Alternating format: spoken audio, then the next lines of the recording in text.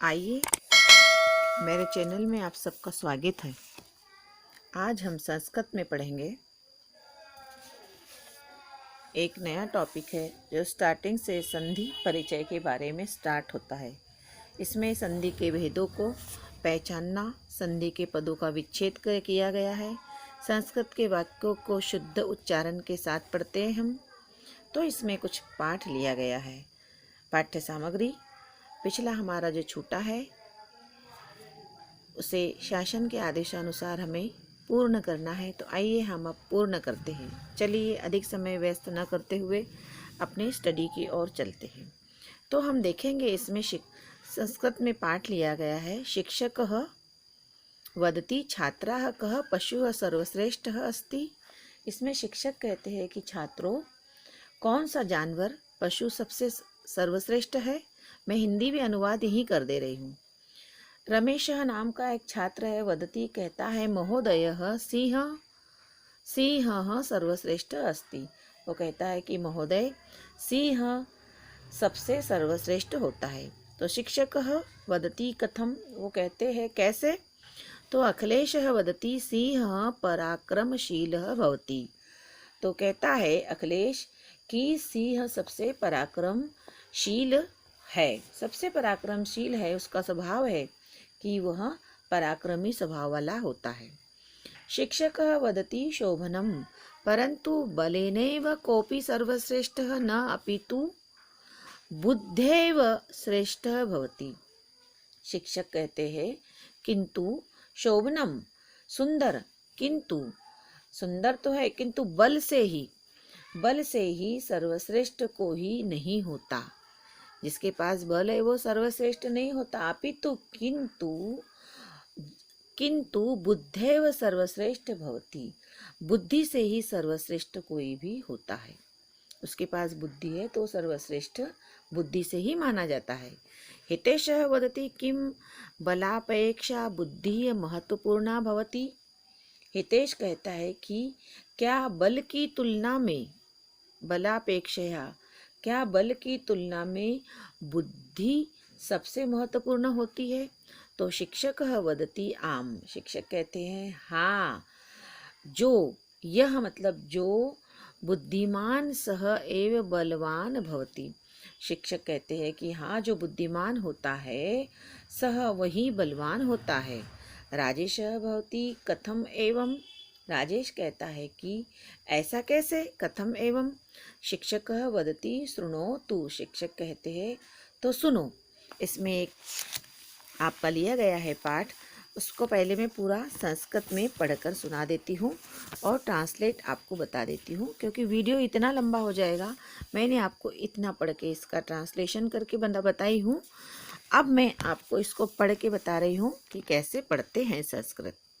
एकस्मिन् पर्वते दुर्मकः नामः महोजस्वी सिंहः वसति स्म।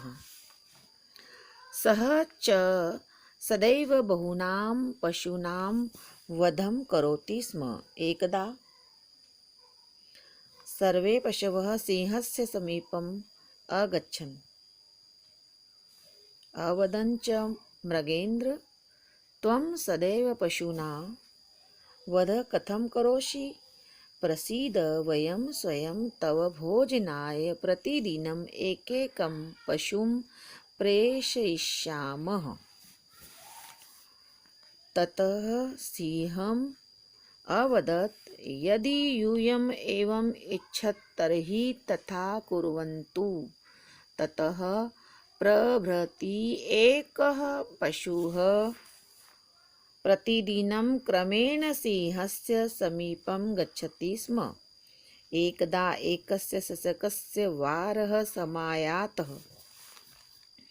सूर्योदयसमये सिंहस्य समीपं गच्छन् सः अचिन्तयत्, मम मरणं तु निश्चितम् एव, अत मन्दगत्यैव गच्छामि। अनन्तरं स्वजीवनरक्षणाय उपायं चिन्तयित्वा सः सिंहस्य समीपम् अगच्छत्। तत्र सिंहः तु क्षुधक्षया पीडितः आसीत्। अतिक्रुद्धः सः शशकम् अपृच्छत्, त्वं विलम्बेन कथम् आगतवान्? शशकः सविनये अवदत्, राजन्, न मम दोषः, मार्गे अपरः सिंहः आसीत्, सः माम् अपश्यत्, अवदत् च, अहम् अस्य वनस्य राजा, अहं त्वां भक्षयिष्यामि। अहं त्वम् अवदम्, अस्य वनस्य राजा तत्तु दुर्मुखः नाम सिंहः अस्ति, सः अद्यैव मां भक्षयिष्यति। अहम् अधुना तस्यैव भोजनाय गच्छामि। अहं तु केनापि प्रकारेण तं वञ्चयित्वा भवतः समीपम् आगतः। एतत् श्रुत्वा दुर्मुखः अतिक्रुद्धः अभवत्। क्रोधोद्धतः दुर्मुखः अवदत्, हे षट्, कुत्र अस्ति अपरः सिंहः? अपरः सिंहः कुत्र अस्ति? सः तं सत्वस्तरं मां दर्शय। शशकः सिंहम् एकस्य गभीरस्य कूपस्य समीपम् अनयत्, अकथयत् च, स्वामिन् पश्यतु, अस्मिन् कूपे एव सः सिंहः वसति। दुर्मुखः तस्य कूपस्य जले स्वप्रतिबिम्बं पश्यति। सः स्वप्रतिबिम्बम् एव अपरं सिंहं मत्वा गर्जति। तस्य गर्जनस्य प्रतिध्वनिः भवति। अतः कूपे अपरः सिंहः अस्ति इति विचिन्त्य सः कूपे कूर्दति, मृत्युं च प्राप्नोति।